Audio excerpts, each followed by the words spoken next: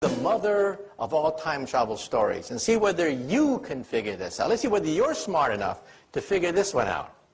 The year is 1945. A stranger comes in from the darkness carrying a baby girl that he leaves at an orphanage. Well, the nuns find this baby girl. They don't know where the baby girl came from, so the nuns call her Jane. And Jane grows up as an orphan, wondering, who is my mother? Who is my father? Well, when Jane is 17 years old, she's a beautiful young woman, and then she has her first boyfriend. A drifter comes drifting into her life, but it was not meant to be. They quarrel. She argues with her boyfriend, and it's a very sad story. First, she finds out that she's pregnant. Her boyfriend has left her. She's abandoned and pregnant. She's rushed to the hospital 9 months later. She delivers a beautiful baby girl, but somebody that night breaks open the window of the hospital, kidnaps Jane's baby girl, and leaves in the darkness.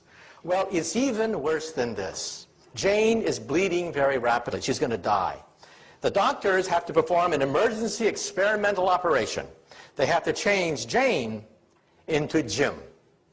Well, Jim wakes up the next day with this huge headache, and he's told the bad news. First, the boyfriend left her pregnant, somebody stole her baby, and now she's not even Jane anymore. She's Jim.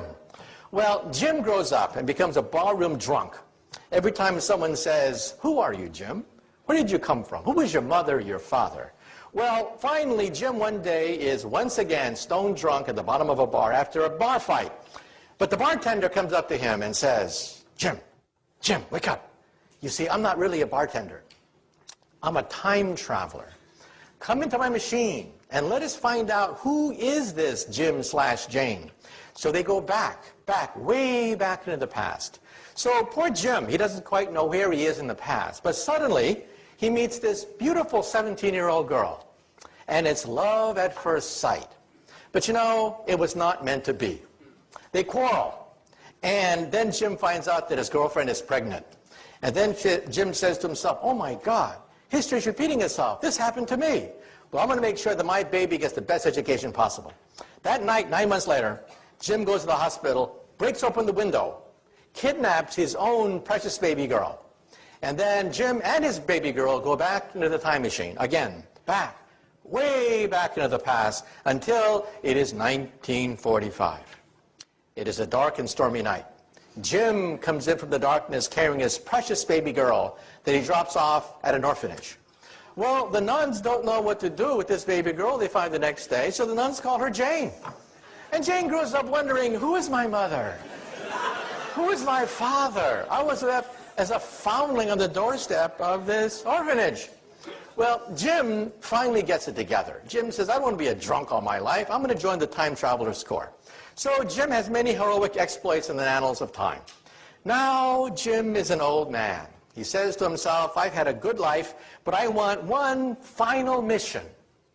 For my last mission in time, I'm going to go backwards in time, put on a wig, to impersonate a bartender, to meet a certain barroom drunk who just got into a fist fight because someone said, who are you, Jim? Who is your mother? Your father? Now for 10 points, who can tell me? Who is Jim's mother?